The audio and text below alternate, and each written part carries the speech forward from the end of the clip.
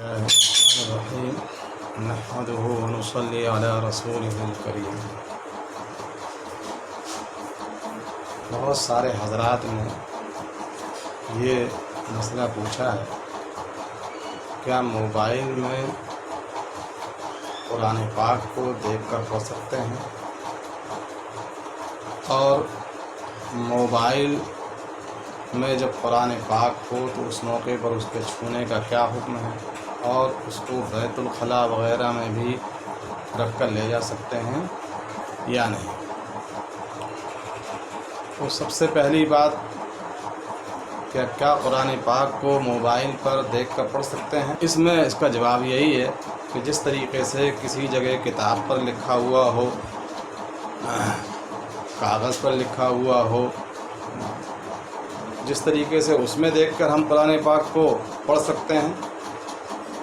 اسی طریقے سے موبائل کی اسکرین پر بھی قرآن پاک کو دیکھ کر ہم جو ہے نا وہ پڑھ سکتے ہیں۔ اس میں کسی قسم کا کوئی شک و شبہ والی بات اس میں نہیں ہے، یہ جائز ہے، اور ہم جو ہے نا اس کے اوپر تلاوت کو کر سکتے ہیں بوقت ضرورت، لیکن اس کو ہمیں عادت میں شامل نہیں کرنا چاہیے، اس لیے کہ اسکرین پر دیکھنے سے، زیادہ دیر دیکھنے سے آنکھوں پر اثر پڑ سکتا ہے۔ اس کا تعلق گویا کہ انسان کی صحت سے ہے، اور صحت کا تعلق گویا کہ حفظ جان سے ہے، اس لیے ہم کو بوقت ضرورت ہی اس کا استعمال کرنا چاہیے، ورنہ پھر یہ ہماری آنکھوں کو زیادہ دیر تک اگر ہم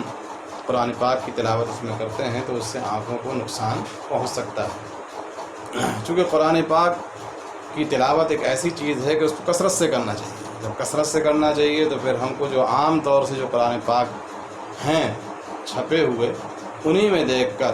ہم کو قرآن پاک کی تلاوت کرنا چاہیے، تاکہ ہم زیادہ دیر تک قرآن پاک کی تلاوت کر سکیں۔ اب رہ جاتی ہے کہ دوسری بات، جو دوسرا سوال ہے، کیا اس کا چھونا جائز ہوگا؟ تو اس بات کو یاد رکھنا چاہیے کہ جس وقت کے اندر اسکرین پر قرآن پاک آویزاں ہیں اور ہم کو نظر آ رہا ہے، تو جس جگہ وہ لکھا ہوا ہے اس جگہ پر چھونا قطعاً جو ہے نا جائز نہیں ہوگا۔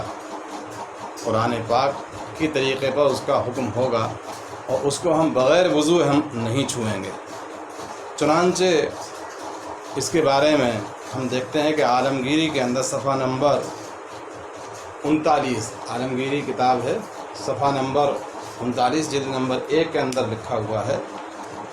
وَلَا يَجُوزُ مَسُّ شَيْءٍ مَكْتُوبٍ فِيهِ شَيْءٌ مِنَ الْقُرْآنِ مِنْ لَوْحٍ أَوْ دَرَاهِمٍ أَوْ غَيْرِ ذَلِكَ إِذَا كَانَ آيَةً تَامَّةً هَكَذَا فِي الْجَوْهَرَةِ النَّيِّرَةِ۔ اسی طریقے سے ہم جو ہیں در مختار و شامی کے اندر بھی ہم دیکھتے ہیں، اس کے صفحہ نمبر 315 پر اور جلد نمبر 1 اس میں موجود ہے کہ وَمَسُّ مُصْحَفٍ أَيْ مَا فِيهِ آيَةٌ كَدِرْهَمٍ وَجِدَارٍ۔ اس کی تشریح میں